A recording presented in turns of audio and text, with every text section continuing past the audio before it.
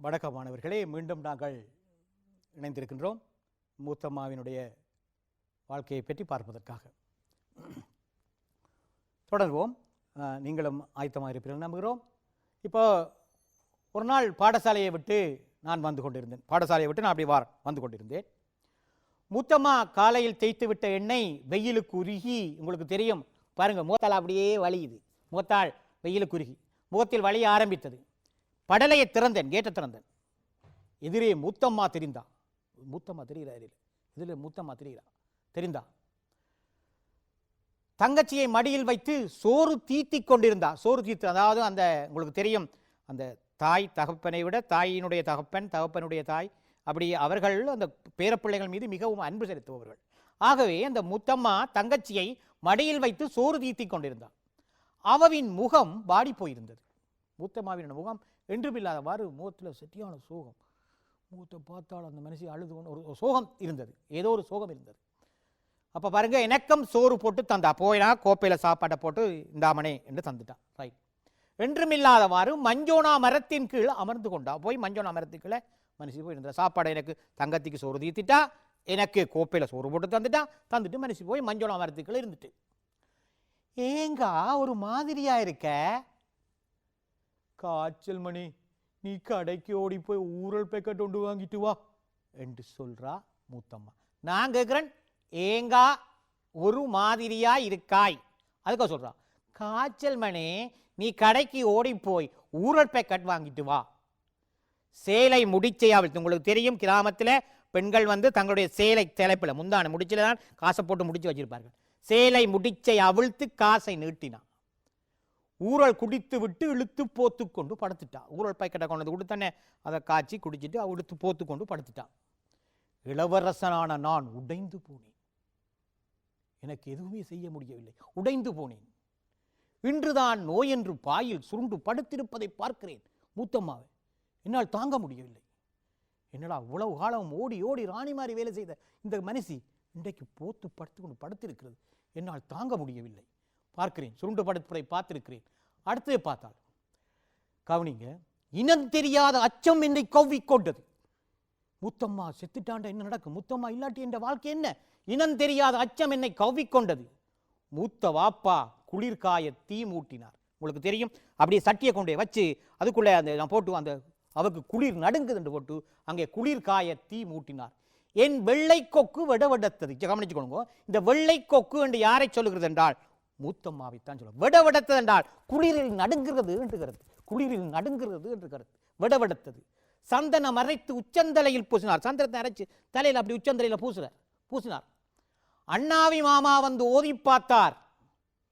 1 ரூபாய் குற்றியை வெள்ளை துணியில் சுற்றி கட்டி உச்சவட கல்லு அவுளியாவுக்கு நேர்ந்து வைத்தார். அவர் இதில் எல்லாம் போதி ஓதி கொடுக்கிறார், தண்ணியெல்லாம் ஓதி கொடுக்கிறார். யாரே? சந்தனம் அரைத்து உச்சந்தலையில் பூசினார் மூத்தவாப்பா. அண்ணாவி மாமா ஓதி பார்த்தார். சாம்பிராணி போயெல்லாம் போட்டு அவருக்கு ஓதி தண்ணியெல்லாம் ஓதி கொடுக்கிறார்.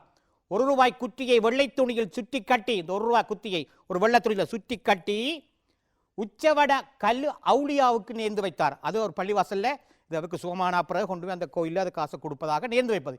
இது இந்துக்களிடம் இருக்கிறது, இஸ்லாமியரிடம் இருக்கிறது, கிறிஸ்தவரிடம் இருக்கிறது, பௌத்தரிடம் காணப்படுகின்ற ஒரு இறைவன் மீது நம்பிக்கை வைக்கின்ற ஒரு தன்மை இங்கே நாங்கள் பார்க்கிறோம். ரைட்.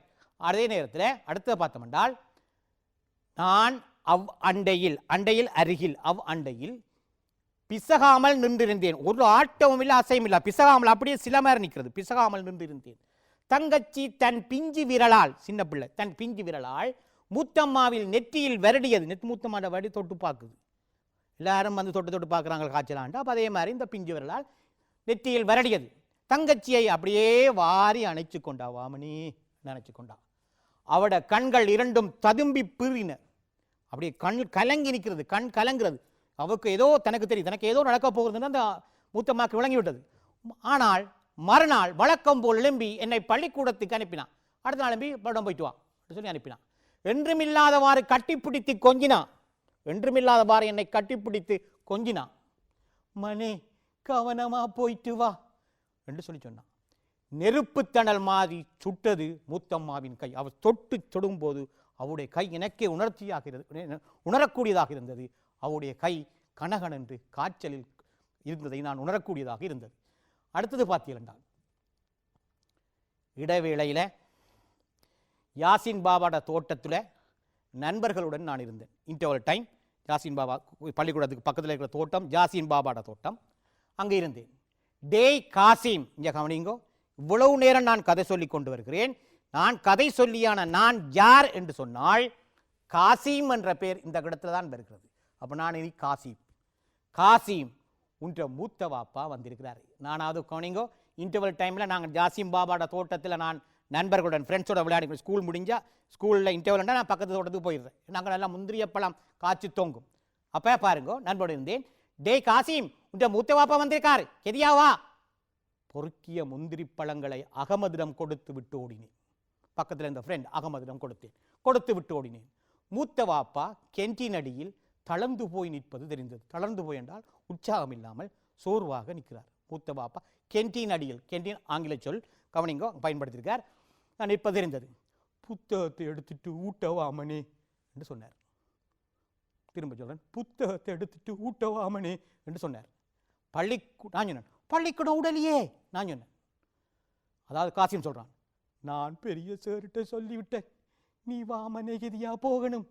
அவரை பின்தொடர்ந்தேன். என்றால் அவருடைய குரல்ல சோகம் அப்படியே இடையோடுகிறது. அங்கே வீட்டிலே ஏதோ ஒன்று நடந்து விட்டது, ஆகவே சோகம் இருக்கிறது. அந்த சோகம் பேச்சினூடாக வெளிப்படுவதை நாங்கள் பார்க்கிறோம். நானும் கெரியா போகணும், அவரை நான் பின்தொடர்ந்தேன். பாருங்க, இதான் முந்திரிய பழம். அது புறக்கின முந்திரிய பழங்கள் தான். முந்திரிய பழங்கள் கிழக்குமான ஓட்டமாவடி பகுதியில், அந்த வாழைச்சேனை ஓட்டமாவடி பகுதியில் நிச்சயமாக கூடுதலாக காணப்படுகிறது இந்த முந்திரிய பழம் தான். இந்த முந்திரிய பழம் ஒரு சீசன் வந்தால் இந்த முந்திரிய கஜு எல்லாம் இப்போ உங்களுக்கு தெரியும், சரியான விலை, மேலும் கீழே வர கஜு பழமெல்லாம் நல்ல மலிவாக அங்கே வாங்கிக் கொள்ளக்கூடிய முடியும். மனை கெரியா போகணும், அவர் பின்தொடர்ந்தேன். ரைட், பார்ப்போம்.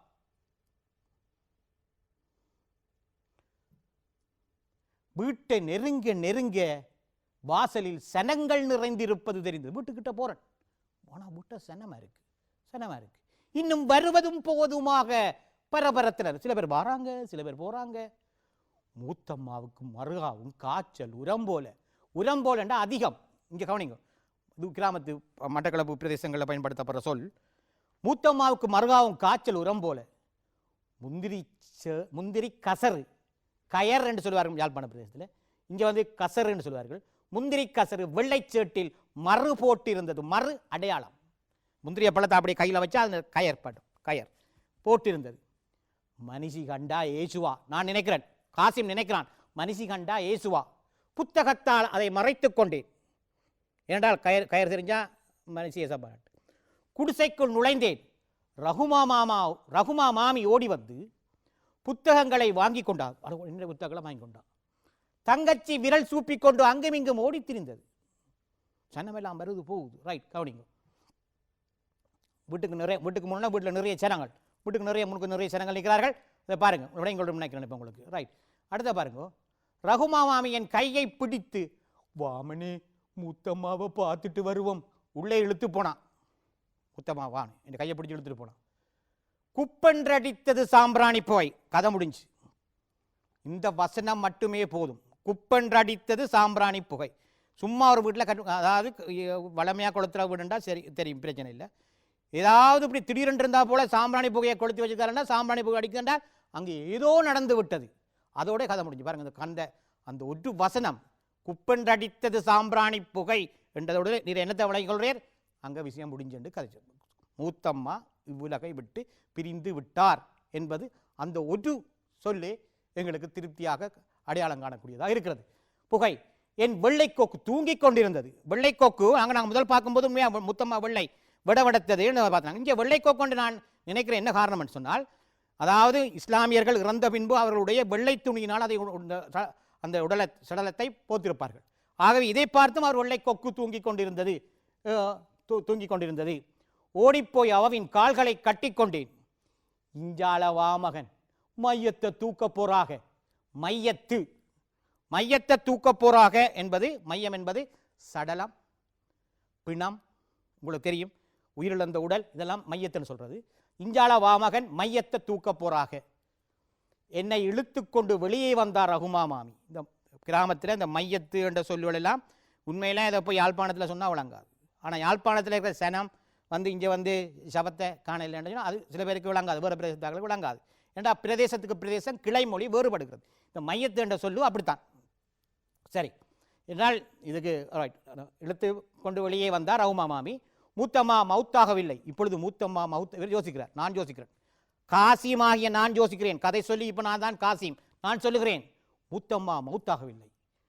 மூடி முக்காடிட்டு மூத்த வாப்பாவின் கூட்டுக்கரத்தைக்குள்ளே இருந்து போவதாய்ப்பட்டது. அவர் சொன்னவர் தானே, மழை வெயில் அவ நனையாமல் கொண்டு போகணும் சொன்னவா. அப்போ இப்போ நாங்கள் பார்த்தோம்னா மூடி முக்காடிட்டு மூத்த வாப்பாவின் கூட்டுக்கரத்தைக்குள் போவதாக எனக்கு பட்டுச்சு. அதுக்காகத்தான் கூட்டிக் கொண்டு போகிறாங்க. பாருங்க, சாம்பிராணி புகை குப்பென்று அடித்தது. அப்போ அது வந்தோடனே உங்களுக்கு விளங்கிக் கொள்ளணும். ரைட். அடுத்து நீங்கள் பார்த்தீங்களா, சந்தூக்கின் பின்னால் ஓடிச் சென்றேன். சந்தூக்கின் பின்னால் ஓடிச் சென்றேன். மனே, நீ வெயிலுக்க வராம தங்கச்சிய பார்த்துக்க. மஞ்சோனா மரத்தடையில் சுருக்கென்று நின்று கொண்டேன். மையத்தில் நீ மையத்துக்கு பின்னால் வராத. ஏண்டா சின்ன பிள்ளைனா நேமாக மையவாடிக்கு கூட்டிகிட்டு போகிறேன், சவைச்சாலையை கூட்டிகிட்டு போகிறேன். ஆகவே நின்று கொண்டேன். நெஞ்சு வலித்தது. இளவரசனான நான் குலுங்கி குலுங்கி அழுதேன். என்னை திரும்பி பார்க்காமல் மூத்தம்மா போய்கொண்டிருந்தார். என்னை திரும்பி பார்க்காமல் மூத்தம்மா போய்கொண்டே இருந்தார். இப்போ பாருங்க, இந்த கதை இப்பொழுது எங்களுக்கு நிறைவுறுகிறது. இந்த மூத்தம்மாண்ட கதை நிறைவுறுகிறது. நாங்கள் இதில் சில பயிற்சிகள் செய்யணும். இதில் பற்ற நாங்கள் சில விஷயத்தை பார்ப்போம். இந்த கதை நான் இவ்வளவு நேரம் சொன்னேன் தானே. இந்த கதாசிரியரான ஓட்டமாவடி அரஃபாத்தினுடைய சிந்தனை என்ன, எதற்காக இந்த கதை எழுதியிருக்கிறார் சொன்னால் பல விதமான கருத்துக்கள் வரும். இந்த கதை கூட நாங்கள் படித்தோம். இந்த கதை நீங்கள் நல்லா விளங்கியிருப்பேன் நினைக்கிறேன். மூத்தம்மா இறந்து அப்படியே சந்துக்குள்ளே தூக்கிட்டு போகிறாங்க. இவன் அந்த மஞ்சள் ஒன்றா மரத்தடியிலிருந்து கடைசியாக விக்கி விம்மி விம்மி விம்மி இந்த காசிமும் அழுது கொண்டிருக்கிறான். அவனுடைய சிந்தனைகள் பலவிதமாக ஓடலாம். இப்போ ரைட். இப்பொழுது நாங்கள் பார்த்தோம் என்று சொன்னால் இந்த கதையினுடைய மையக்கருத்து என்னன்னு சொன்னால் நிறைய இருக்கிறது. ஒன்று, நாங்கள் ஒருவரை ரோல் மாடலாக பயன்படுத்தி அவர் மாதிரி வருவது இருக்கலாம். இல்லாட்டி ஒரு தாய் பாசத்துக்காக என்கிற ஒரு காசிம் போன்றவர்கள் அம்மா இல்லையே என்று எங்குவதாக இருக்கலாம். நாங்கள் இது எவ்வாறாக நீங்களும் இப்போ இந்த கதையெல்லாம் கேட்டிருந்தாங்க. நீங்கள் இந்த கதை என்னத்துக்காக சொல்லப்பட்டிருக்கின்ற ஒவ்வொரு தரம் ஒவ்வொரு விதமான எண்ணங்களை நீங்கள் வச்சுக்கலாம். ஆனால் இந்த கதை எழுதியவர் ஏதோ ஒரு கருத்தை வைத்திருப்பார் தானே, அவர் வைத்திருக்க தானே வேண்டும்.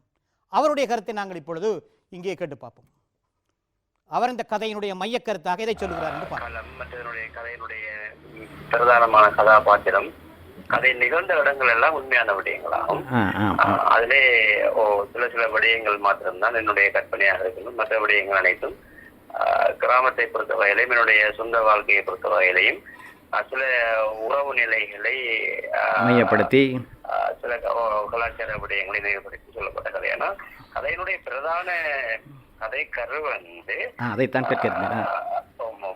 பிரதான கரு வந்து ஒரு தாய் பாசத்துக்காக இயங்கக்கூடிய ஒரு சிறுவனுடைய மனநிலையை எடுத்து காட்டக்கூடிய ஒரு கருவைத்தான் இதுல நான் பிரதானமாக சொல்ல வைத்திருக்கின்றேன். மற்றது ஒரு ரோல் மாடலாக சிறுவர்கள் யாரையும் ஒருவரை நினைத்துக் கொண்டுதான் வாழ்வார்கள் என்பதையும் இந்த கதையினூடாக நாங்கள் ரைட். நன்றி ஓட்டமாவடி அரஃபாத் அவர்களே. எங்களுடைய அழைப்பை ஏற்று இந்த சோவியத் அமைக்காக மனமார்ந்த நன்றிகளை தெரிவித்துக் கொள்கிறோம். ஓட்டமாவடியுடைய அரஃபாத்தினுடைய அந்த குரலில் அவர் தனது மையக்கருத்தை சொல்லியிருந்தார்.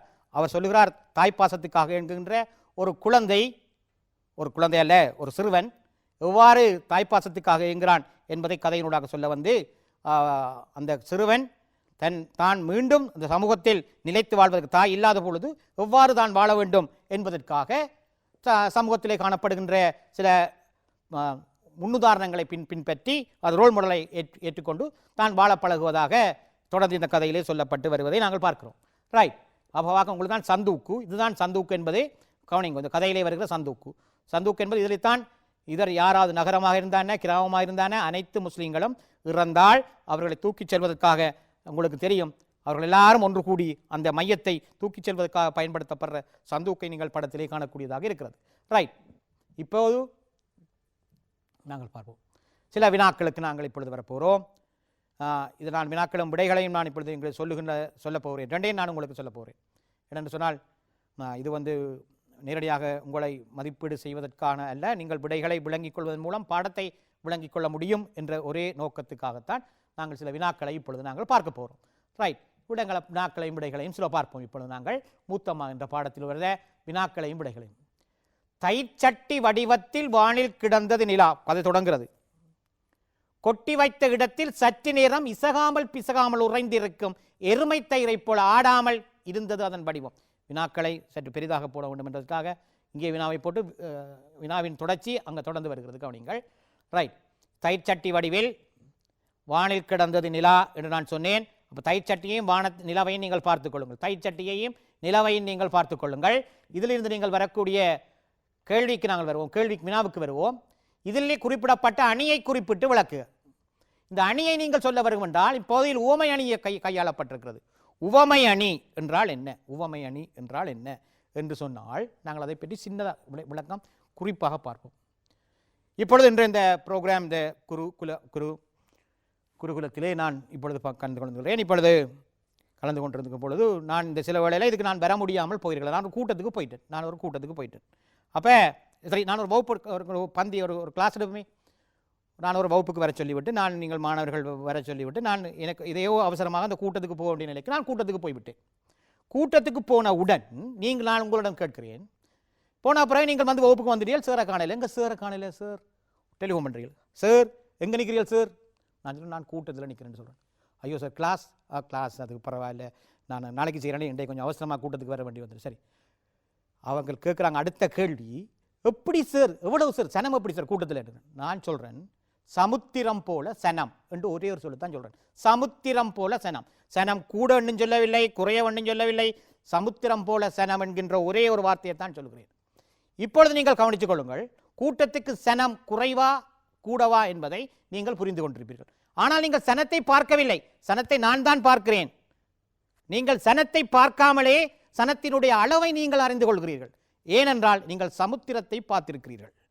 சமுத்திரம் போல சனம் என்பதனூடாக நீங்கள் என்ன செய்திருக்கிறீர்கள் என்றால் சமுத்திரத்தை ஏற்கனவே கண்டிருக்கிறீர்கள், சனத்தை இங்கே காணவில்லை. கண்டதை கொண்டு சமுத்திரம், காணாத சனத்தை விளக்குவது உவமை. அதே மாதிரி இந்த பாடத்தை பார்த்தோம்னால் இங்கே தைச்சட்டி வடிவில் காணப்பட்டது நிலா. ஏனென்றால் அந்த கிராமத்தில் இருக்கிற மக்கள் தைச்சட்டியை பார்த்து பார்த்து பழக்கப்பட்டவர்கள். ஆகவே இந்த தைச்சட்டியை பார்த்து, அந்த தைச்சட்டி வட்ட வடிவத்தை பார்த்து நிலவை அடையாளம் கண்டுகொள்கிறார்கள். தைச்சட்டி வடிவில் அவைய உவமை என்று சொல்லுகிற போது நீங்கள் பார்த்தீர்கள் என்றால் தைச்சட்டியின் வடிவத்தில் வானில் கிடந்தது நிலா என்பதன் மூலம் தைச்சட்டியை நிலாவுக்கு உவமித்துள்ளார். அவர்கள் பார்த்து பழகிய தைச்சட்டியை பார்க்காத நிலாவுக்கு சொல்லப்படலாம். இதுதான் உவமை. கண்டதை கொண்டு காணாததை விளக்குவது உவமை. இந்த வகையில் நீங்கள் பார்த்தீர்கள் என்றால் இதிலே உவமானம் தைச்சட்டியாகவும் உவமேயம் நிலாவாகவும் பொதுத்தன்மை அதனுடைய முழுமைத்தன்மையாக அன்றைக்கு பூரணை நிலவு என்பதை சொல்வதற்காக ஓட்டமாவடி அரபாத் அவர்கள் தெளிவாக தைச்சட்டி வடிவில் முழுமைத்தன்மையை, நிலாவின் முழுமைத்தன்மையை எடுத்து காட்டுகிறார். இது நாங்கள் முதலாவது கேள்வியை பார்த்தோம். இரண்டாவது கேள்விக்கு வருவோம். எருமை தயிரை போல ஆடாமல் இருந்தது அதன் வடிவம். இங்கே பாருங்கள், இங்கேயும் இந்த உவமானம் எருமை தயிர் யாரை சொல்லப்பட்டிருக்கின்றா? நிலவுக்கு சொல்லப்பட்டிருக்கிறது.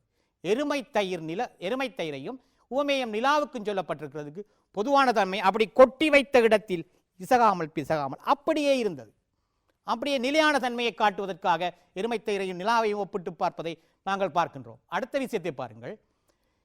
இக்கிராமத்தின் முடிசூடா குட்டிராணியாய் பொது மனுஷியாய் மூத்தம்மாதான் இருந்தா. அந்த கிராமத்தில் லீடர் இருந்தா. அனுபவம் பழுத்த அவவிடம் அறிவு தேஜஸ் சட்டென தெரியும். நாங்கள் பார்த்தாங்க தெரியும்.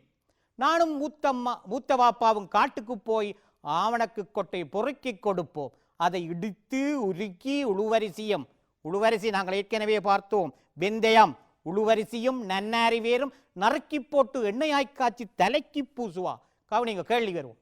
இவ்வுரை பகுதியில் காணப்படும் கிராமிய பழக்கம் யாது என்று கேட்டால் நீங்கள் என்ன விடை எழுத வேண்டும் என்றால், கிராமிய பழக்கம் காட்டுக்கு போய் ஆமணக்கு கொட்டை பொறுக்கி அதை இடித்து உருக்கி உழுவரிசியும் நன்னாரி வேரும் நறுக்கி போட்டு எண்ணெய் காய்ச்சி தலைக்கு பூசுவது தான் கிராமிய பழக்கம். கடையில் போய் ஹேர் ஆயில் வாங்கி கொண்டு வந்து பூசுவது அல்ல, அது கிராமத்து பழக்கம் அல்ல. கிராமத்து பழக்கம் எது என்று கேட்டால் அதற்கான விடை காட்டுக்கு போய் ஆமணக்கங்கட்டை பொறுக்கி அதை இடித்து உருக்கி உளுவரிசியின் நன்னாரியும் போட்டு நறுக்கி போட்டு எண்ணெய் காய்ச்சி தலைக்கு பூசுவதுதான் கிராமிய பழக்க வழக்கம். அதை அதை நீங்கள் இப்படி கேள்வி கேட்டால், நீங்கள் ஏற்கனவே மூத்தமாக கதை முழுவதையும் படித்து விட்டீர்கள் என்று வைத்துக்கொண்டால், கிராம பழக்கம் என்று சொன்னால் அங்கே நாமப்பழம் பொறுக்கிறது. அது இந்த பந்தியில் கேட்கப்பட்ட கேள்வியில விடை கொள்ளும் பொழுது பந்திக்குள்ளே இருந்துதான் அந்த விடையை நீங்கள் தெரிந்தெடுத்து எழுத வேண்டும். அதுதான் முக்கியம். அதுதான் உங்களுக்கு புள்ளிகளை அள்ளித்தரக்கூடியது. ரெண்டாவது விஷயத்தை கவனிங்க. இதான் உங்களுக்கு தெரியும். எனது காட்டுக்கு போய் ஆமணக்கம் கொட்டை. ரெண்டாவது பாருங்க நன்னாரி வேர். மூன்றாவது பாருங்க உளுவரிசி. இது மூண்டையும் தான் கவனிங்க. உளுவரிசி, வெந்தயம். உளுவரிசி என்பது வெந்தயம். இது மூண்டையும் பொறுக்கி, மூண்டையும் காய்ச்சி, மூண்டையும் இடித்து பொறுக்கி காய்ச்சி அதை எண்ணெயாக்கி தலைக்கு பூசுவதுதான் கிராமிய பழக்கம். இந்த கேள்விக்கான விடை நீங்கள் இவ்வாறு எழுத வேண்டும். ரைட், அடுத்த கேள்விக்கு வருவோம். மூத்தம்மா சிறுகதையில் காட்டப்படும் ஏனைய கிராமிய வாழ்வியல் அம்சங்கள் எவை? நாங்கள் மூத்தம்மா கதையை ஃபுல்லாக பார்த்துக்கிறோம். இதில் நிறைய கிராமிய அம்சங்கள், கிராமப்புற மக்களுடைய வாழ்க்கைக்கு மட்டும் உரித்தான பல விடயங்கள் இந்த கதையில் காணப்படுகிறது. அவற்றை நாங்கள் இப்போ பழையபடி ஞாபகப்படுத்தி பொறுக்கி வெளியெடுப்போம். கதைக்குள்ள இருந்து வெளியெடுப்போம். ஒன்று, மரத்தின் கீழ் படுத்துறங்குதல். யாராவது கொழும்புல போய் மரத்துக்குள்ள படுத்துக்கிறாங்களா பாருங்க. நகரத்தில் அப்படி செய்வதில்லை. கிராமத்தில் மரத்துக்குள்ள படுக்கிறது ஒரு இனிமையான அனுபவம். மத்தியானத்தில் போய் நல்லா சாப்பிட்டுட்டு மரத்துக்கு கீழே பாய விரித்து படுத்து தூங்குவது மிகவும் இனிமையான இயற்கை காற்றை சுவாசித்து வாழுகின்ற ஒரு சுகமான அனுபவம். இதை மூத்தம்மா வீட்டில் மஞ்சவண்ணா மரத்துக்கு கீழே அவர்கள் செய்து வருவதை நாங்கள் கதையினூடாக பார்க்கிறோம். ரெண்டாவது பாருங்க, மாட்டு வண்டியில் பயணம் செய்தல். கொழும்புல யாராவது மாட்டு வண்டியில் பயணம் செய்யறீங்களா? இல்லை. இல்லாட்டி யாழ்ப்பாணம் டவுனுக்குள்ள இல்லை. யாராவது பயணம் செய்கிறேன்னு சொன்னால் எங்களுக்கு தெரியும் மாட்டு வண்டியில் பயணம் செய்தல். கையினால் பால் கறத்தல். இப்போ எல்லாம் மிஷின்லாம் போட்டு தான் கறக்குறாங்க. கறந்து பால் பேக்கெட் வரும், அது நாங்கள். ஆனால் கையினால் பால் கறத்தல் கிராமத்தில் காணப்படுற அடுத்த வழக்கம். வட்டுவம் உரல் பயன்பாடு. இப்போ யாராவது கடையில் போய் நேராக பீடாண்டை வாங்கி வாயில் போட்டு போகிறாங்களே தவிர பார்க்க வட்டி சீவி இடித்து தூளாக்கி சாப்பிட்ற பழக்கமே இல்லை. பாருங்க, பனை மரத்தின் ஓலை சீவி தட்டு பாய் பின்னுதல். இது கிராமத்தில் காணப்படுற அடுத்த பழக்கம். கிராமத்தில் பனை மரத்தின் ஓலையை சீவி பெட்டி இழைச்சி தங்களுக்கு தேவையான சைஸில் பெரிசா சின்னனா அளவா செய்து தட்டி பாய் பின்னுவது வந்து கிராமத்து பழக்கம். அரிசி இடித்து மாவாக்கி உடனுக்குடன் உணவு தயாரித்தல். அரிசியை தண்ணிக்குள்ளே ஊற போட்டு அதை இடித்து பிறகு வறுத்து பிறகு அதிலே புட்டு இடியப்பம் போன்றவற்றை சமைத்து சாப்பிடுகின்றது கிராமத்தில் இன்றும் இருக்கிற பழக்க வழக்கம். அடுத்தது வெத்திலை, பாக்கு, கராம்பு, சாதிக்காய் சேர்த்து துவைத்து உண்ணல். எல்லாத்தையும் சேர்த்து இடித்து போட்டு சாப்பிட்றது. இதெல்லாம் கிராமத்தில் காணப்படுற வாழ்வியல் அம்சங்களாக பார்க்கிறோம். ரைட், அடுத்து பார்த்தோம் என்று சொன்னால் மற்றது இன்னும் கிடக்கு கிராமத்து பழக்கம். இப்பொழுது நாங்கள் குழந்தை போர் என்று சொன்னால் எங்கே போவோம்? ஹாஸ்பிட்டலுக்கு தான் போகிறோம். ஆனால் பக்கத்தில் ஒவ்வொருத்தவன் சொல்கிறா, என்னுடைய தலைப்பிள்ளை நீங்கள் தான் ஏந்தனும். குழந்தை பேற்றை வீட்டில் வைத்தல். புத்தம்மாவை தான் கூப்பிடுறார்கள். அல்லுக்குத்து, கருகமணி மாலை, செப்பு காப்பு போன்ற ஆபரணங்களை அணிந்து கொள்வது கிராமத்தில் காணப்படுற அடுத்த பழக்க வழக்கங்கள். அல்லுக்குத்து, தோடுவை மேலிருந்து கீழாக கொத்துவது. கருகமணி மாலை, கருத்த மாணி மாலை. செப்பு காப்பு, அகலமான செப்பு காப்பை அணிதல் போன்றவை பயன்படுத்தப்படும். மற்றும் பாருங்கள், ஒற்றுமை கொண்ட சமூகத்தினர் கிராமத்தில் காணப்படுற பழக்கம். பக்கத்து வீட்டுக்காரன்ற பேர் கொழும்புல இருக்கார்கள் தெரியாது. ஆனால் கிராமத்தில் எத்தனையோ கிலோமீட்டருக்கு அங்கால இருக்கிற, எத்தனையோ மைலுக்கு அங்கால இருக்கிற ஆக்கள் செத்த விடனாலும் உடனே காலமே எழும்பி போறாக்கள் ஒரு உறவினர்கள், சொந்தக்காரம் அப்படித்தான் இருப்பார்கள். அப்படி எல்லாருமா இருப்பார்கள். ஒற்றுமை கொண்ட சமூகத்தினர். ஒரு வருத்தம் என்றால் மற்றாக்கள் உதவி செய்யணும். மற்ற பாருங்கள், முக்கியமானது மூட நம்பிக்கைகளுக்கு முக்கியத்துவம் கொடுத்தல். இந்த சிரட்டையில் நெருப்பு நல்லா போட்டு உப்பு கட்டியை போட்டால் தப்பு தப்புன்னு வெடிக்குமாம், ஆந்த பறக்குமாம் என்று சொல்லி பாருங்க. இது பாருங்க, இது கிராமத்தில் காணப்படுற இந்த மூட பழக்க வழக்கங்கள். சில மூட பழக்கம் அது முக்கியத்துவம் கொடுக்கிறது. மற்றது காசு கட்டி வச்சு அது கடவுள் நம்பிக்கை இருந்தாலும் அது ஒரு மூட பழக்க வழக்கமாகத்தான் நாங்கள் பார்க்குறோம். ரைட், அடுத்தது கை மருத்துவத்துக்கு முக்கியத்துவம் கொடுத்தல். உங்களுக்கு தெரியும், இந்த தலைக்கு பூசுகிற எண்ணெய் என்றாலும் சரி, ஊரல் பேக்கெட் என்றாலும் சரி, கை மருத்துவத்துக்கு முக்கியத்துவம் கொடுக்குற பண்பு கிராமத்தில் காணப்படுறது, இந்த கதையில் காணப்படுகிறது. அதை பயன்பாடுவது, அதை கை கொள்வது. அதே மாதிரி பெரியோரை மதிக்கிற பண்பும் இங்கே கிராமத்தில் காணப்படுற முக்கியமான பண்பு. அதாவது மூத்தம்மாவுக்காக அந்த பையன் எவ்வளவு உயிருக்குயிராக அந்த மூத்தம்மாவை அவன் நேசிக்கிறான் என்பதை நாங்கள் பார்க்கிறோம். மூத்த வாப்பாக்கு கொடுக்குற மரியாதை இதெல்லாத்தையும் நாங்கள் பார்க்குறோம். அடுத்தது நேர்த்திக்கடன் தவறாது செய்தல். நேர்த்திக்கடன் வைக்கிறது கிராமத்தில் காணப்படுற ஒரு அடுத்த பழக்க வழக்கமாக காணப்படுகிறது. அப்போ மூத்தம்மா சிறுகதையில் காணப்படுகிற ஏனைய கிராமிய வாழ்வியல் அம்சங்கள் என்று கேட்டால் இது எல்லாத்தையும் நீங்கள் எடுக்கலாம். இதை விட கதைக்குள்ள நிறைய விடயம் இருக்கிறது. நீங்களும் தெரிந்து அவற்றை நீங்கள் வெளியே எடுத்து மாணவர்களை நீங்கள் விளங்கிக் கொள்ள வேண்டும் என்பதை நான் அன்புடன் கேட்டுக்கொள்கிறேன். அடுத்ததை பார்த்தீர்கள், இக்கிராமத்தின் முடிசூடா குட்டிராணியாய் பொது மனுஷியாய் மூத்தம்மா தான் இருந்தா. உங்களுக்கு தெரியும், அந்த கிராமத்தின் ஹீரோயின் என்று சொல்லுவோம். யார் என்று சொன்னால் மூத்தம்மா. அனுபவம் பழுத்த அவவிடம் அறிவு தேஜஸ், அறிவொளி சட்டென தெரியும். நானும் மூத்தவாப்பாவுக்கு காட்டுக்கு போய் ஆவணக்கம் கொட்ட பொறுக்கி கொடுப்போம். அதை இடித்து உழுவரிசி நன்னாரி வேறு நறுக்கி போட்டு எண்ணெயாய் காய்ச்சி தலைக்கு பூசுவார். கேள்வி, இக்கிராமத்தில் மூத்தம்மா செல்வாக்கு மிக்கவர் என்பது எவ்வாறு உணர்த்தப்படுகிறது? இந்த பந்திக்குள்ள தான் நீங்கள் இந்த படி எடுக்கணும். இந்த பந்தியில் பார்த்தீங்கன்னு சொன்னால் மூத்தம்மா இந்த கிராமத்தில் செல்வாக்கு மிக்கவர் என்று எப்படி எடுத்து காட்டப்படுகிறது என்று சொன்னால் பாருங்க, காட்டப்படுகிறது என்று பார்த்தோம் என்றால் பாருங்க, முடிசூடா குட்டிராணியாய் பொது மனுஷியாய் அனுபவசாலியாக காட்டப்படுவதன் ஊடாக கவனிங்க, இந்த கிராமத்தின் மூத்தம்மா செல்வாக்கு மிக்கவர் என்பது எவ்வாறு உணர்த்தப்படுகிறதா? அதை காணப்படுற 3 சொற்களும் போதும். கிராமத்தில் எப்படி செல்வாக்கு மிக்கவர் என்று காட்டப்படுது? இந்த பந்தியை நீங்க பார்த்தீர்கள், முடிசூடா குட்டிராணி ஒன்று, 2 பொது மனுஷி, எல்லாருக்கும் பொதுவான ஒரு மனுஷி, அது செல்வாக்குத்தன்மையை காட்டுகிறது. 3வது அனுபவசாலி, அனுபவம் என்பவை என்ற சொற்கள் என்ற வாக்கியங்களூடாக உங்களுக்கு தெரியணும் கிராமத்தில் மூத்தம்மா செல்வாக்கு மிக்கவர் என்பதை உணர்த்தப்படுகிறது என்ற கூறப்படுவதன் மூலம் அவருடைய செல்வாக்கை நாங்கள் பார்க்கிறோம். அப்ப பாருங்க, இப்படி கேள்வி வந்தால் மூத்தம்மா எவ்வாறு செல்வாக்கு மிக்கவர், இந்த பந்தியை விட்டு நீங்க எங்களையும் போகக்கூடாது. இந்த பந்திக்குள்ள காணப்படுற மூத்தம்மாவினுடைய செல்வாக்கை சொல்லுகின்ற வாக்கியங்களவை சொற்களவை என்பவற்றை பொறுக்கி எடுத்து அதுக்கான விடை கொடுத்தாலே போதும். புள்ளிகளை நீங்கள் இலகுவாக பெற்றுக்கொள்ளலாம். அடுத்த கேள்வி, நானும் மூத்தவம்மாவை போல் ஒரு சுயமாய் ஒரு இளவரசனாய் இயங்க விளைந்தேன்.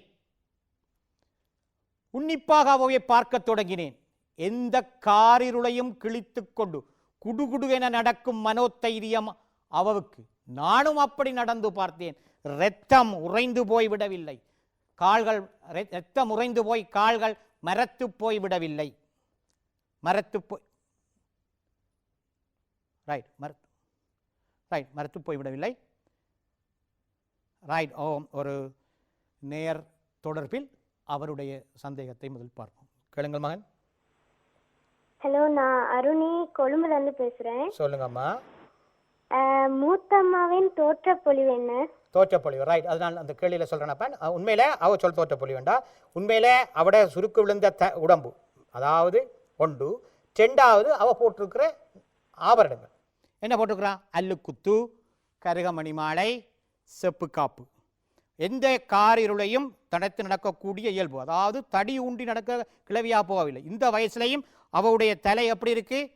கருகரு கருத்த கூந்தலுடன் என்ன அவட அந்த தோற்றப்பொழிவு. அவருடைய கூந்தலை சொல்லுங்கோ, அவ போட்டிருக்கிற நகைகளை சொல்லுங்கோ, ஆபரணங்களை சொல்லுங்கோ, அவருடைய தோற்றப்பொழிவை சொல்லுங்கோ. ஆகவே இவற்றை சொல்வதன் மூலம் அவ எவ்வாறாக அவ காட்சி அளிக்கிறா, இவருக்கு ஒரு யாருக்கு இந்த காசியம் என்ற மாணவனுக்கு, காசியம் என்ற அந்த பையனுக்கு அவ எப்படி தோற்றி அளிக்கிறாண்டா? முடிசூடா குட்டிராணியாக. அதாவது உங்களுக்கு பாருங்க, அவ காட்சி அளிக்கிறா என்பதை நீங்க சொல்லிக்கொள்ளலாம். ரைட், சரி, நாங்கள் அடுத்த கேள்விக்கு வருவோம். நானும் மூத்தம்மாவை போல் சுயமாய் ஒரு இளவரசனாய், அந்த கேள்வியை பார்த்து தொடங்கினேன். கார் உலையும் கிழித்துக் கொண்டு குடுகுடு என நடக்கும் மனோதைரியம் அவவுக்கு. நானும் நடந்து பார்த்தேன். இரத்தம் உறைந்து போய் கால்கள் மரத்து போய்விடவில்லை. இளவரசன் என தன்னை உறைந்து கொண்டமைக்கு அடிப்படையாக அமைந்தது என்று சொன்னால் மூத்தம்மாவை முன்மாதிரியாக கொண்டு செயற்பட தொடங்கியமையே காசிமின் மனமாற்றத்துக்கும் இளவரசனாக தன்னை உணர்ந்தமைக்கும் அடிப்படையாகும். இப்போ பாருங்க, இவன் தன்னை இளவரசன் என்று எப்படி அடிப்படையாக அமைந்தது யாதுன்னு சொன்னா மூத்தம்மாவோட ரோல் மாடல் தான். அதாவது அந்த கேள்வி கேட்டதோட பார்த்தலாம், மூத்தம்மாவோட ரோல் மாடல் தான் உண்மையிலே இவனை இளவரசனாக தன்னை ஆக்கி கொண்டான். மூத்தம்மாவை முன்மாதிரியாக கொண்டு செயற்பட தொடங்கியமையே காசிமின் மனமாற்றத்துக்கும் இளவரசன் என தன்னை உணர்ந்தமைக்கும் அடிப்படை காரணமாகும். ரைட், அடுத்த கேள்வியை பார்த்தோம் என்றால், இரத்தம் உறைந்து போய் கால்கள் மரத்து விடவில்லை என்பதன் மூலம் வெளிப்படுத்தப்படும் விடயம் என்ன? இரத்தம் உறைந்து போய் கால்கள் மரத்து விடவில்லை. இந்த ராணாவை கவனிச்சுக்கொள்ளுங்க, இந்த ராணா தான் பெறணும். மற்ற ராணா போட்டியல் என்று சொன்னால் அது மறத்து விடவில்லை, மறந்து போன விஷயத்துக்கு வரும். ஆகவே கவனிங்கள். ரைட், கவனிங்க.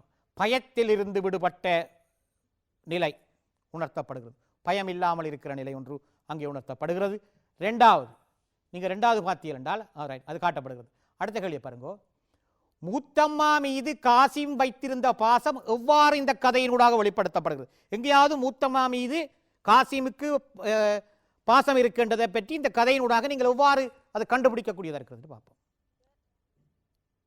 ஒரு மாணவியினுடைய அழைப்பு, சொல்லுங்கள். காசிமுடைய குணப்பண்புகள் என்ன?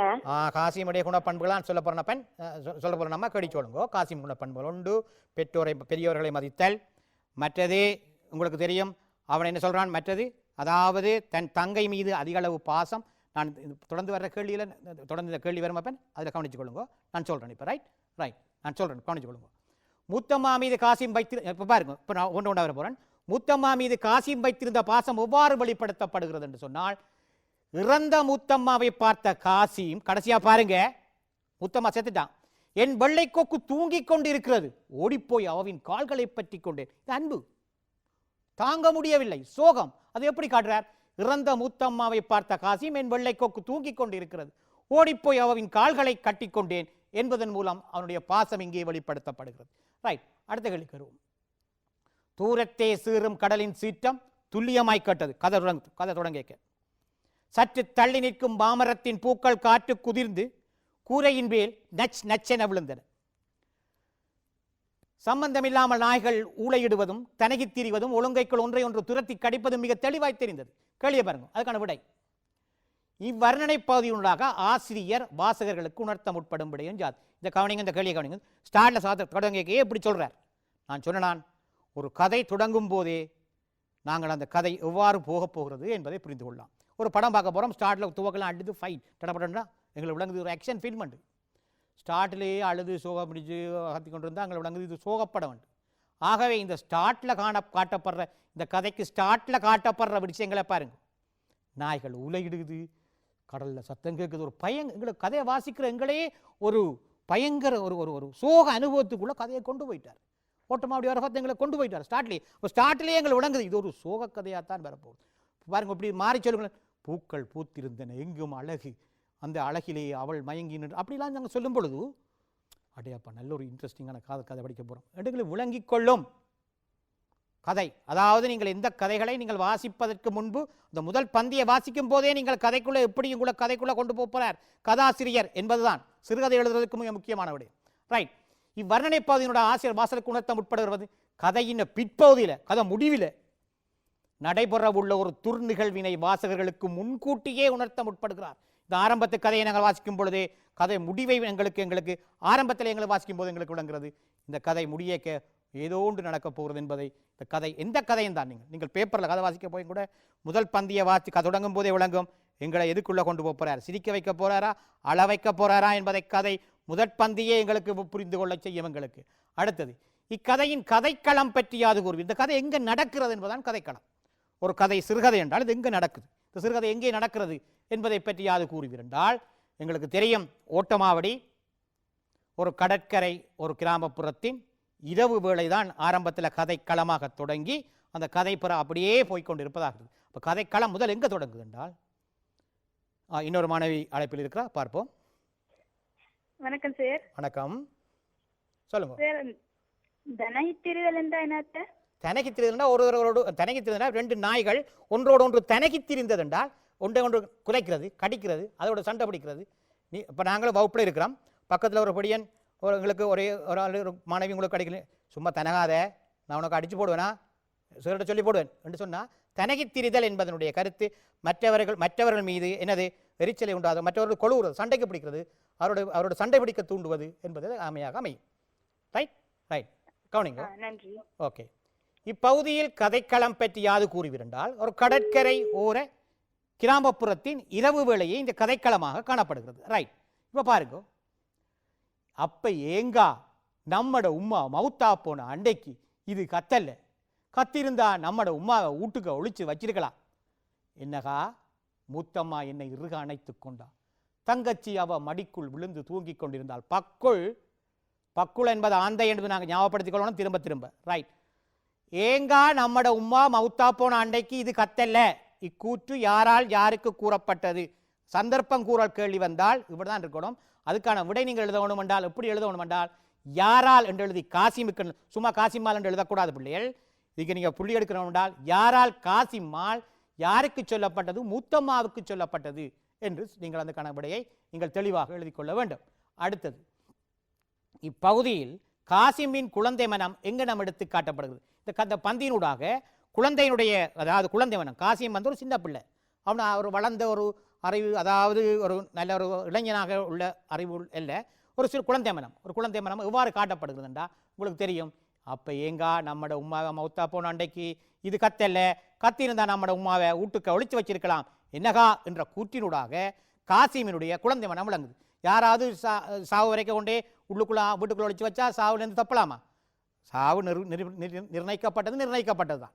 ஆகவே அதுதான் அது என்ன விளங்குதுன்னு சொன்னால் காசிமினுடைய குழந்தை மனம் இந்த பந்தியினூடாக எங்களுக்கு எடுத்து காட்டுவதை நாங்கள் பார்க்கிறோம். அடுத்த கேள்வி, இன்னொரு மாணவி இணைந்திருக்கிறார். ஹலோ கதைங்க, சொல்லுங்க சொல்லுங்க. மூத்தமா என்ற சிறுகதையில மொழிநடை இந்த பந்தில. ரைட், நல்ல கேள்வி. இந்த கதையை நாங்கள் மொழிநடை யாருன்னு சொன்னால் உங்களுக்கு தெரியும். இது மொழிநடை என்று சொன்னது நாங்கள் மொழிநடையை நாங்கள் உண்மையில் நிறைய மொழிநடைகளை நாங்கள் பார்க்கலாம். இலங்கையை பொறுத்தவரையில் யாழ்ப்பாண பிரதேச மொழிநடை, மட்டக்களப்பு பிரதேச மொழிநடை, தென்னிலங்கை பிரதேச மொழிநடை உங்களுக்கு தெரியும். இவ்வாறு வேறு வேறு, அதே மாதிரி சமூக கிளை மொழியை பொறுத்தவரை முஸ்லீம்கள் பேசுகின்ற மொழி, தமிழர்கள் பேசுகின்ற மொழி, சிங்களவர்கள் தமிழர்கள் கலந்து பேசுகின்ற, சிங்களம் தமிழர் கலந்து பேசுகின்ற ஒரு பகுதி மொழி, இவ்வாறு வேறு மொழிகள் இருக்கிறது. இந்த மொழி உங்களுக்கு விளங்குறது, இது கிழக்கு பிரதேசத்து இஸ்லாமிய மக்களுடைய மொழிநடையை தழுவித்தான் இந்த கதை எழுதப்பட்டிருக்கிறது. ஓட்டமாவடி அரஃபாத் கிழக்கு பிரதேச இஸ்லாமிய மக்களினுடைய மொழியை பின்பற்றி இந்த கதை எழுதப்பட்டிருக்கிறது. இதுதான் அதனுடைய மொழிநடையினுடைய விவரம். ரைட், நன்றி அப்பன். அடுத்தது, ரகுமா மாமி என் கையை பிடித்து வாமகன், மூத்தம்மாவை பார்த்துட்டு வருவோம், உள்ளே இழுத்து போனா, குப்பென்றடித்தது சாம்பிராணி புகை, என் வெள்ளை கொக்கு தூங்கிக் கொண்டிருந்தது, ஓடிப்போய் அவன் கால்களை கட்டிக்கொண்டேன். குப்பென்றடித்தது சாம்பிராணி புகை, இதொரு குறியீட்டு தொடர். நான் முதலே கதை சொல்லிக் கொண்டு போய்க்க சொன்னான். குப்பென்றடித்தது சாம்பிராணி புகை, கதை முடிஞ்சுன்னு சொன்னான். அப்போ பாருங்க, என்ற குறியீட்டு தொடரினூடாக கதாசிரியர் என்ன சொல்ல வருகிறார் என்றால், அங்க என்ன நடந்திருக்கு? இத்தொடரினூடாக மூத்தம்மா இறந்து விட்டார் என்பதை வலியுறுத்துவதாக இந்த கதை இருக்கிறது. அப்போ அவ்வளோதான் போதும். நாங்கள் வாசலில் போகிறோம், வாசலில் சாம்பிராணி போக வருது, கதை எங்களுக்கு விளங்கிட்டு, முடிவு விளங்கிட்டு, இதான் நடந்துட்டு. ரைட், இத்தொடரினூடாக மூத்தம்மா இறந்து விட்டார் என்பதை வலியுறுத்துகிறார். அதான் கதாசிரியர் சொல்ல வர விஷயம். வெள்ளைக்கொக்கு என்பது யாரை குறிக்கிறது? எவ்வளோதான் படிச்சுட்டு நாங்கள் கேள்வி எழுதினாலும் சில பேர் வெள்ளைக்கொக்குண்டா கருத்து எழுத மாட்டார்கள். சரியான விடை மூத்தம்மா. மூத்தம்மா என்பது அதற்குரிய சரியான விடையாக அமையும். மூத்தம்மா என்பது அதற்குரிய விடை. ரைட், அடுத்த கேள்வியை பார்ப்போம். மூத்தம்மா என்ற சிறுகதையில் கிராமத்தில் காணப்படும் மூட நம்பிக்கைகள் அவை. இந்த கதையில் காணப்படுற மூட நம்பிக்கைகள் நிறைய இருக்கிறது. இந்த கதையில் மூட நம்பிக்கைகள் கவனிச்சு கொள்ளுங்க. பக்குள் கத்துவது யாரோ இறப்பதற்கான அறிகுறி என்று நம்புது. ஏங்கா பக்குள் கத்துது? நம்மட வீட்டுக்க, நம்மட வீட்டுக்க, நம்மட ஊருக்க, வேறு எங்கேயாவது யாரா மவுத்தா போகிறாங்க, அதுதான் இந்த பக்குள் கத்துதுண்டு மூத்தம்மா சொல்கிறேன். இது ஒரு மூட நம்பிக்கை. காகம் கத்தினா ஆக்கள் வர, காகம் கத்தினால் யாராவது வீட்டுக்கு வர போகிறான்னு சொல்வார்கள், உங்களுக்கு தெரியும். அதே மாதிரி பக்குள் கத்தினால் யாராவது மவுத்தா போகிறாங்க, யாராவது இறக்க போகிறார்கள், யாராவது சாக போகிறார்கள் என்று சொல்வார்கள். ரைட், ஒரு கேள்வி அன்பர் தொடர்பு சொல்லுங்கம்மா. சார், கைராசிக்காரி என்பதால் கருதப்படுவது யாது சார்? கைராசிக்காரி என்றால் உண்மையில கவனிங்க. ரைட், இப்ப அவவ மூலம்தான் அந்த பெண்ணின் மூலம் கைராசிக்காரி என்றா, கைராசிக்காரன் இல்லை, கைராசிக்காரி என்று வந்தா அந்த பெண்ணின் மூலம் நல்லது நடக்கும் என்ற நம்பிக்கை. அவர் தொட்டால், அவர் செய்தால், ஒரு விடயத்தை செய்தால் அது நன்றாக விளையும், நன்றாக எதிர்காலத்தில் அதனுடைய விளைவு நன்றாக இருக்கும் என்று நான் சொல்லுவதுதான் கைராசிக்காரி. இப்போ அந்த தலைப்பிள்ளை ஏந்தணும்னா அந்த பிள்ளையை கைராசிக்காரி நீங்கள் தான் மாமினா, அந்த குழந்தை அந்த கையில் ஏந்தினாண்டா அந்த குழந்தை எதிர்காலத்தில் நல்லா வரும். அதாவது நம்பிக்கை. கைராசிக்காரி என்பதனுடைய கருத்து, அவ தொட்டது துலங்கும், தொட்டது நல்லா இருக்கும், அந்த கை ராசியான கை, அவர்கள் ஏதாவது அவர்கள் மூலம் செய்யப்படுகின்ற செயல்கள் சிறப்பாக அமையும் என்று நம்புவதுதான் கைராசிக்காரி. நான் சொன்னது விளங்கியிருக்கும் நினைக்கிறேன், அப்படித்தானே? ரைட், பக்குள் கத்துவது யாரோ இறப்பதற்கான அறிகுறி என்ற நம்பிக்கை ஒன்று. இரண்டாவது நம்பிக்கை, சிரட்டையில் நெருப்புத்தணலை நிரப்பி உப்புக்கட்டிகளை தூவி அது வெடிக்கும் போது பக்குள் பறந்து விடும் அல்லது கத்துவதை நிறுத்திவிடும் என நம்புதல். சிரட்டைக்குள்ளே நெருப்புத்தணில் போட்டு உப்பை போட்டால் என்ன நடக்கும்? பட்டாண்டு வெடிக்கும். ஆகவே அது வெடிக்கும் அப்படின்னா அது பறக்கும். சிரட்டையில் உப்பை போட்டு, அதாவது சிரட்டையில் நெருப்புத்தணலை நிரப்பி உப்பு கட்டிகளை தூவி அது வெடிக்கும் போது பக்குள் என்பது ஆந்தை, திரும்பவும் சொல்லுகிறேன், பறந்து விடும் அல்லது கத்துவதை நிறுத்திவிடும் என்று நம்புறது. அடுத்தது பாருங்க, மூத்தம்மா தான் தலைப்பிள்ளை ஏந்தனும் என்று கிராமத்தவர் நம்புதல் என்றால் அவதான் கைராசிக்காரி. சொன்ன மாதிரி அதான் கைராசிக்காரி என்ற அவதான் அந்த குழந்தையை ஏந்தினாண்டா, முதல் ஏந்தினாண்டா, அந்த பிள்ளை எதிர்காலத்தில் நன்றாக வரும், நல்லா படிக்கும், முன்னுக்கு நல்லா வரும், சமூகத்தில் போற்றப்படுற நல்ல பிள்ளையாக இருக்கும் என்று நம்புதல். அது கிராமத்தில் நம்புதல். அது சில பேருக்கு தான் நம்பும். சில பேர் சொல்வார்கள் இந்த நாவூரு என்றெல்லாம் சில கதைப்பாங்க, கிராமத்தில் கதை நாவூரு கண்ணூரு என்றெல்லாம் சொல்வார்கள். அது நீங்கள் உங்களோட நாட்டார் பாடலில் படிச்சிருப்பியல். இப்போ தலைப்பிள்ளை ஏந்தனம்னா சில பேர் நாவூர் வைப்பார்கள், சில பேர் கண்ணூர் வைப்பார்கள். ஆகிய அவர்களை விலத்தி வைத்து இந்த கைராசிக்காரிகளோடு கொடுத்தால் தான் அந்த பிள்ளைகள் நல்லா வரும் என்று நம்புவது தான் இந்த கிராமத்தோடைய நம்பிக்கை. நோய் குறித்து தெளிவின்மையும். உங்களுக்கு தெரியும், அந்த மனுஷி ஹாஸ்பிட்டலுக்கு போயிருந்தால் சிலோட தப்பிருக்கலாம். யார்? முத்தம்மா. அவள் என்ன செய்கிறா? அந்த ஊரல் பேக்கெட்டை வாங்கி அவிச்சு குடிச்சிட்டு இப்போ இன்றைக்கு மவுத்தா போனாண்டு நாங்கள் கதையில் பார்க்குறோம். இல்லை, அதுக்காக இந்த கிராமத்து நம்பிக்கை நான் இப்படின்னு சொல்லவில்லை, இங்கே நான் கதைக்காக சொல்கிறேன். நீங்கள் நோய் குறித்த தெளிவின்மையும் கை வைத்தியம், நாட்டு வைத்தியத்தை நம்பியிருத்தல், இது கிராமத்தில் காணப்படுற அடுத்த மூட நம்பிக்கைகளில் உண்டு. என்றால் இவர்கள் கிராமத்து வைத்திய முறையில் நம்பிக்கை கொண்டு உங்களுக்கு தெரியும், மேலைத்திய வைத்தியத்திலே நம்பிக்கை இல்லாமல் இருப்பதை நாங்கள் பார்க்கலாம். அடுத்தது நேர்த்திக்கடன் செய்தல், நம்பிக்கை வைத்திருத்தல். அப்போ பாருங்க, கிராமத்தில் காணப்படுற மூட நம்பிக்கைகள் எவை என்று கேட்டால் ஒரு 3 எழுதுக 2 எழுதுக என்று சொன்னால் இங்கே எழுதக்கூடிய ரெடியாக இருக்கணும். ரைட். அப்போ இதெல்லாம் இந்த கிராமத்தில் காணப்படுற மூட நம்பிக்கைகள். படிவாக பார்த்துக்கொள்ளுங்க, மூட நம்பிக்கைகள். அப்போ அடுத்து நீங்கள் பார்த்தீங்கன்றால் இந்த மூத்தம்மா என்ற கதையில் வருகின்ற பேச்சு வழக்கு சொற்களை பற்றி பார்க்க போகிறோம். பேச்சு வழக்கு சொற்கள் நிறைய இருக்கிறது. பேச்சு வழக்கு சொற்கள் இது முழுக்க அநேகமாக மட்டக்களப்பு பிரதேச பேச்சு வழக்கு சொற்கள் தான் நிறைய இருக்கிறது. இதில் நீங்கள் நினைக்கிற கேள்விகளுக்கான விடைகளும் வரலாம், பார்த்துக்கொள்ளுங்க. 1, இசகாமல் பிசகாமல் என்று சொன்னா சேர்த்து குழம்பாமல் இருக்கிறது. குழம்பாமல் அப்படியே அந்த தயிரை கொட்டி வச்சா இசகாமல் பிசகாமல் இருக்கிறது. 2வது தனகி திரிதல், சீண்டுதல், பக்கத்தில் இருக்கிற சீண்டி பார்க்கறது, மற்றவரை சண்டைக்கு கூப்பிடுற, வலி சண்டைக்கு கூப்பிடுற, சீண்டி பார்த்தல், கவனிங்க, சீண்டுதல். 3வது ஒய்யாரம். ஒய்யாரம் என்றது லாபகமாக. அடுத்தது சிலமன். பக்குள் பறந்ததற்கான சிலமன் இல்லை, அறிகுறி இல்லை, அடையாளம் சிலமன்.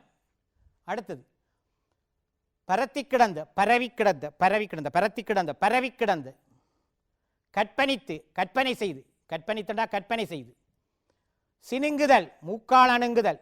இப்போ சில மூக்கால் அணுங்குறா என்ன கருத்து? இப்போ சில விட கொண்டு எனக்கு வாங்கி தர அப்படி மூக்கால் அழுது, அதாவது சத்தம் மூக்கால வரும், அதான் மூக்கால் அணுகுதல். ஏன்னா ஒரு விஷயத்தை வீட்டை செய்தராட்டி சில பேர் மூக்கால் அழுவாங்க. என்னண்டு நீங்கள் எனக்கு வாங்கி தராடி, எனக்கு சாப்பாடு பண்ணால் ஒன்று வேணாம், இது அப்போ என்ன சொல்கிறாய் என்று கேட்டால் அது மூக்கால் அணுகுதல், சினுங்குதல். எம்பத் தொடங்கி விட்டேன் பறக்க, பயந்தாங்கொள்ளிப்பட்டவத்தை துளைத்து விட்டேன். பயந்த சுபாவமுடையவர் என்ற நிலையை நான் மறந்தே விட்டேன். பயந்தான்கொள்ளி என்ற நிலையை. தீத்துதல். மூத்தம்மா மடியில் தங்கத்தியை வைத்து உணவை ஊட்டி கொண்டிருந்தார். தீத்துதல், ஊட்டுதல். கடைக்கு போய் ஊரல் பேக்கெட் விட்டு வாங்கிட்டு வா. கடைக்கு என்பது இங்கே கடைக்கு என்றது கடைக்கு என்பதுதான் சரியான சொல்லு. பேச்சு வழக்கு சொற்கள் பாருங்க. அடுத்தது மூத்த வாப்பா என்பது பாட்டன், ஞாபகத்தில் வச்சுக்கொள்ளுங்க. பெரியப்பா என்று கன பேர் எழுதார்கள். மூத்த வாப்பா, அப்பாட அம்மா, அம்மாட அப்பா, அப்ப பெரிய பாட்டன், தாத்தா அப்படின்னு சொல்லலாம். கெதியாவா, விரைவாவா. இப்போ பாருங்க, இப்போ நான் இதுக்கு சொல்ல போகும்போது நான் கவனிக்கலாம். இப்போ அந்த உதாரணமாக ஒரு சொல்லி எடுத்துக்கொள்ளுமே, மருகாவா என்று சொன்னால் பிறகுவான்னு சொல்லி எங்கே சொல்லுவார்கள்? மலையகத்தில் சொல்லுவார்கள் மருகாவாண்டு. ஆனால் யாழ்ப்பாணத்தில் பேந்து வா சரியா, பேந்து என்று சொல்லுவார்கள். மருகாவான்னு சொல்லி மலையகத்தில் இல்லை, கிழக்கு மாநிலத்தில் சொல்லுவார்கள். அப்புறம் வா என்று சொல்கிறது நான் மலையகத்தை சொல்லுவேன். அப்புறம் வா. மருகாவாண்டு மட்டக்களப்பில் சொல்லுவார்கள். பேந்துவான்னு சொல்லி யாழ்ப்பாண பிரதேசத்தை சொல்லுவார்கள். சரியா. பொறகுவாண்டு இங்கே இங்கே கொழும்புல சொல்கிறார்கள். பொறகுவான்னு சொல்லுவார்கள். கெதியாவா. அப்போ அப்போ கிராமம் ஒரே சொல்லு, இடத்துக்கு இடம், பிரதேசத்துக்கு பிரதேசம் மாறுபட்டு இருப்பதை நாங்கள் பார்க்கிறோம். ரைட். இப்போ பாருங்க, அடுத்தது கென்டீன் என்பது ஆங்கில சொல்லுங்களுக்கு சிற்றுண்டி சாலை என்று வரும். பாருங்க, ஊட்ட என்பது வீட்டிற்கு, மருகாவும் என்பது தான் சொல்லணும். மருகாண்டா திரும்பவும் திரும்ப மருகாவா திரும்பவும் வா மருகாவும் வா ரைட். அதே மாதிரி மறு போட்டிருந்தது, முந்திரிய கரையினுடைய கயர் மறு போட்டிருந்தது, தழும்பு அல்லது கரை என்று சொல்லலாம். மையத்து என்பது சடலம், மையத்து என்பது சடலம். தலப்பிள்ளைய நீங்க தானே எந்தனம் என்றா மூத்த பிள்ளை, மூத்த பிள்ளைய நீங்க தானே எந்தனம். ராத்தா என்றா இஸ்லாமிய மொழியிலே ராத்தா என்றது அக்காவை குறிக்கிற சொல்லு. உழுவரிசி என்பது வெந்தயத்தை குறிக்கிற சொல்லு, உழுவரிசி என்பது வெந்தயத்தை குறிக்கிற சொல்லு. அப்பிக்கொண்டான் என்றதை நானும் தங்கச்சியும் போய் மூத்தம்மாவின் விழாவிலும் போய் ஒட்டி அப்பிக்கொண்டோம், ஒட்டிக்கொண்டோம் என்ற கருத்து, ஒட்டிக்கொண்டான். அடுத்தது நீங்கள் பார்த்தீங்கன்னா ரைட், ஒரு வினா பாப்பம் ஒரு மாணவி தொடரில். சொல்லுங்கம்மா. ஹலோ, சொல்லுங்கம்மா. ஓ, நான் குழந்தைகளிலிருந்து அம்மானி பேசுறேன். ஆமாண்ணி சொல்லுங்க. இது ஆசிரியர் கையாண்ட உத்திகளுங்க சார். ஆசிரியர் கையில் கொண்டு குத்திகள் ரைட், ஒன்று ரைட், அதான் ஒன்று. நான் இப்போ சொல்லுங்கள், பேச்சு வழக்கு சொற்களை பயன்படுத்தியிருத்தல். ஏன்னா முதலாவது எங்களோட விடைக்கு நான் விட 3 விட சொல்கிறேன், சொல்லக்கூடிய நிறைய கூடிய இருக்கும். பேச்சு வழக்கு சொற்களை பயன்படுத்தியிருத்தல். மற்றது அந்த பிரதேசத்தை அதாவது அந்த பிரதேசத்தை அப்படியே எங்களை கண்முன் கொண்டு வந்திருத்தல். மற்றது ஒரு கதையை அதாவது ஆரம்பத்திலிருந்து தொடங்கி, அதாவது சிறுகதை எழுதுவதற்குரிய பண்பு நாங்கள் படிக்கும்போது நாங்கள் பார்ப்போம், சிறுகதை எழுதுவதற்கான பண்பை நாங்கள் பார்க்கும்போது பார்ப்போம். அது பார்த்தீங்கன்னு சொன்னால் உங்களுக்கு தெரியும், பேச்சு வழக்கு சொற்கள் பயன்படுத்தியிருத்தல், ஆங்கில சொற்கள் பயன்படுத்தியிருந்தல், வடமொழி சொற்கள் பயன்படுத்தியிருத்தல், மற்றது முற்று முழுதாக இஸ்லாமிய பிரதேசத்தை மையப்படுத்தி அந்த கதையை அதை விட்டு வெளியே போயில்லை, அந்த கதைக்கூடாக தன்னுடைய கதையை சொல்ல வருவதில் சமூகத்துக்கு சொல்ல வேண்டிய பல விடயத்தை, அதாவது ஒரு ஆள் தாய்ப்பாசத்துக்கு குழந்தைகள் இருக்கிறார்கள், மற்றது உங்களுக்கு தெரியும் ஒரு ஆள் ரோல் மாடலாக, அதாவது ஒருத்தனை முன்மாதிரியாக பின்பற்றி அவர்கள் வாழ்க்கையில் நடந்தால் முன்னுக்கு வரணும் என்று பலவிட விடயங்களை சொல்வதற்காக இந்த கதையில் ஆசிரியர் பல உத்திகளை பயன்படுத்தியிருக்கார். நாங்கள் இது பாருங்க, ஒன்று பேச்சு வழக்கு சொற்களை பயன்படுத்தியிருத்தல். மற்றது பாருங்க ரெண்டாவது எத்தனை மணிக்கு என்பது எத்தனை மணிகா மொனே என்றாவது மகனே. பாருங்க, போடியார் என்பது ஊர் பெரியார் அல்லது நடுநிலை ஆடர், இது நாங்கள் பார்த்துன வேண்டால் ரைட். அதுக்கு அதே மாதிரி பார்த்தோன்னா பக்குள் என்பது ஆந்தை. இது மூலம் முக்கியமான சொற்கள் உங்களுக்கு பேப்பரில் வரலாம். வேண்டா ஒரு கேள்வி எப்படியும் தேர்ட் பார்ட்டில் ஒரு கேள்வி கிராமத்து மொழி சொற்களோ இல்லாட்டி ஏதாவது நீங்கள் அறிந்த மொழி சொற்களையோ, அது எவ்வாறு பிரதேச மொழிக்கு சொற்களை நீங்கள் எவ்வாறு அதை புரிந்து கொண்டிருக்கலாம் என்பது கேட்பதற்காக ஒரு கேட்டில் ஒரு கேள்விக்கான கேள்விகளாக இப்பொழுது வந்து கொண்டிருக்கிறது தேர்ட் பார்ட்டில் ரைட். இங்கே பார்த்தீங்கன்னா அடுத்து பாருங்க, பிறமொழி சொற்கள். முதலாவது நாங்கள் பார்த்தோம்னா பேச்சு மொழி சொற்கள் பயன்படுத்தியிருப்பார்கள். கதையில் பயன்படுத்தப்பட்ட உத்தியை உண்டு. முதலாவது அந்த மாணவியினுடைய கேள்விக்கான விடை இதில் இந்த கேள்விக்கு நான் சொல்லுகின்ற பதில்கள் வந்து கொண்டிருக்கின்றன. ஒன்று பேச்சு வழக்கு சொற்களை பயன்படுத்தியிருத்தல், அவர் பயன்படுத்துகிற உத்தி. ரெண்டாவது பிறமொழி சொற்களை பயன்படுத்தியிருத்தல், வடமொழி. பாருங்க, வடமொழி 2 சொல்லு பயன்படுத்தார். தேஜஸ், அறிவு தேஜஸ், இது வடமொழி சொல். சௌந்தரியம், அழகு, கவனிங்க பயன்படுத்துகிற சொற்கள். பஸ்பம், துகள் அல்லது புகழ். ஆனால் இங்கே ரகசியம், இந்த கதையினுடைய பஸ்பம் என்பதனுடைய அகராதியின் கருத்தின்படி துகள் தூள், ஆனால் இந்த கதையின்படி அது ரகசியம்.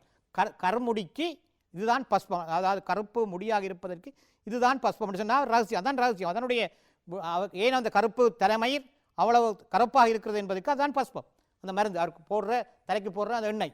அரபு மொழி சொற்களை பயன்படுத்தியிருத்தல். அரபு மொழி சொற்களை பார்த்தீங்கன்னா மையத்து என்ற சொல்லை அவர் பயன்படுத்தியிருக்கிறார் அரபு மொழி சொல்ல. மற்றது பார்த்தீங்கன்னா மவுத்து என்ற சொல்ல பயன்படுத்தியிருக்கார், மரணத்துக்காக பயன்படுத்தப்படுற சொற்கள். சந்தூக்கு என்று பிரதம் கொண்டு செல்ற பெட்டி பயன்படுத்தியிருக்கிறார். ஆங்கில மொழி சொற்களை பயன்படுத்தியிருக்கிறார். பாருங்க, இந்த கதையில் கென்டீன் சிற்றுண்டி சாலையை கென்டீன் என்ற சொல்லை பயன்படுத்தியிருக்கிறார். ஃபேக்டரி விசில், மற்றது விசில் என்ற சொல்லும் வரும், அது சேர், பெரிய சேர்கிட்ட சொல்லிட்டீங்களா. அப்போ பாருங்க, இந்த ஆசிரியர் கையாண்ட உத்தியில பேச்சு மொழி சொற்கள் பயன்படுத்தியிருத்தல், வடமொழி சொற்கள் பயன்படுத்தியிருத்தல், அரபு மொழி சொற்கள் பயன்படுத்தியிருந்தல், ஆங்கில மொழி சொற்கள் பயன்படுத்தியிருந்தல். இஸ்லாமிய பிரதேசத்தை மையப்படுத்தி இஸ்லாமிய குடும்பம் ஒன்றின், ஏழை குடும்பம் ஒன்றினுடைய வாழ்க்கையை, அந்த கதையை, அந்த சமூகத்தை விட்டு வெளியே செல்லாமல் அவ்வாறாக அந்த கதையின் ஓட்டத்தினூடாக பயன்படுத்தல் சிறுகதைக்குரிய பண்பு. பேச்சு, அதாவது எங்களோடு அது வாழ்ந்த ஒரு உறவு போல அந்த கதையை வாசித்து முடியும் பொழுது எங்களோடு இருந்த ஒரு உறவு எங்களை விட்டு பிரிந்தது போன்ற உணர்வை எங்களுக்கு அந்த கதை நிச்சயமாக ஏற்படுத்தி விடுகிறது மூத்தம்மா. ஆகவே அதிலிருந்து எங்கள் விளங்குது என்றால் கதாசிரியருடைய வெற்றி இதனூடாக அமைவதை நாங்கள் பார்க்கிறோம். ரைட், அடுத்த கேள்வியை பார்ப்போம். குருவினா, மூத்தம்மா என்ற சிறுகதையின் ஆசிரியர் யார்? இச்சிறுகதை எத்தொகுப்பில் இடம்பெற்றுள்ளது? இப்படி நீங்கள் படித்த அவடத்தையும் தொகுத்து நீங்கள் சொல்லுங்கள் பார்க்கலாம். இந்த ஓட்டமாவடி அரஃபாத், நாங்கள் உங்களோட அவரே நேரடியாக உங்களுடன் ஆரம்பத்திலிருந்து இறுதி வரை நடுவிலையும் கதைத்திருந்தார். இது எந்த தொகுப்பில் இடம்பெற்றிருக்கின்றால் உடைந்த கண்ணாடியில் மறைந்திருக்கும் குருவி நினைந்தெழுதல், அவர் ரெண்டையும் நாங்கள் சொன்னோம். இரண்டையும் நாங்கள் சொன்னோம். ஆக இரண்டிலே நாங்கள் பார்த்தோம் என்றால் அவர் ரெண்டிலேயுமே அவருடைய கதை ஏற்பட்டு இருந்திருக்கிறது. இந்த 2 கதையில உங்களுக்கு தெரியும், நினைந்தழுதல் என்ற கதையில் தான் அவருடைய கதை இருந்ததாக அவர் குறிப்பிடுகிறார். ஆகவே அந்த கேள்விக்கான நீங்கள் விடை எழுதும் பொழுது அவர் குறிப்பிட்டது போல நினைந்தழுதல் என்ற விடையை நீங்கள் எழுதுவதுதான் சரியாக இருக்கும் என்று நான் நம்புகிறேன். ஓட்டமாடி அரஃபாத்தினால் எழுதப்பட்ட நூல்கள் உங்களுக்கு தெரியும், நிறைய இருக்கிறது. நாங்கள் பார்த்தினாங்கள், நிறைய நெருப்பிலிருந்து வேட்டைக்கு பின் எல்லாம் பார்த்தினாங்கள். ரைட், அடுத்த கேள்விக்கு வருவோம். இன்னொரு குருவினா செய்து முடிப்போம். முத்தம்மா சிறுகதையில் இடம்பெற்ற பிரதான பாத்திரங்கள் எவை என்று கேட்டால், மூத்தம்மா, முத்தம்மாவின் பேரன் காசிம், மூத்தவாப்பா, மூத்தவாவின் பேத்தி, அவ்வாராத்தா, ரகுமாமாமி. பாத்திரங்கள் என்பது அந்த கதையில் வர ஏனைய பாத்திரங்களை நாங்கள் குறிப்பிட்டு சொல்ல முடியும். அதே மாதிரி பிள்ளைகள், ஏங்கா ராவையில மட்டும் பக்குள் கத்துது, யார் சொன்னது? யாருக்கு யார்? இக்கூற்று யாரால் யாருக்கு கூறப்பட்டது? பக்குள் எனப்படுவது யாது? காசிம் ஆள் மூத்தம்மாவுக்கு சொல்லப்பட்டது. பக்குள் என்பது ஆந்தை. நேர்களே, மாணவர்களே, ஆசிரியர்களே, இதுவரை நேரமும் முத்தம்மா என்ற கதையுடன் கடந்த 2 மணித்தியாலங்கள் என்னுடன் இணைந்திருந்து இந்த கதையை நீங்கள் ரசித்திருப்பீர்கள். இந்த நிகழ்ச்சியை குருகுலம் என்ற கல்வி ஒலிபரப்பினுடைய எங்களுக்கு ஏற்பாடு செய்த மேல் மாகாண கல்வி திணைக்களம் மற்றும் தேசிய கல்வி நிறுவனம், இலங்கை ரூபாவணி கூட்டு ஸ்தாபனம் மற்றும் இந்த நிகழ்ச்சியில் கலந்து கொண்டு சிறப்பித்த ஏனைய தொழில்நுட்ப உத்தியோகத்தர்கள் அனைவருக்கும் நன்றி கூறிக்கொண்டு, இந்த மூத்தம்மா கதை தொடர்பாக என்னுடன் இவ்வளவு நேரம் இருந்து இந்த நிகழ்ச்சியை கண்டு கேட்டு ரசித்த ஆசிரியர்கள், மாணவர்கள் மற்றும் ஏனைய அனைவருக்கும் நன்றி கூறி, இந்த சந்தர்ப்பத்தை அளித்தமைக்காக அனைவருக்கும் நன்றி கூறி விடைபெறுகிறேன். நன்றி, வணக்கம்.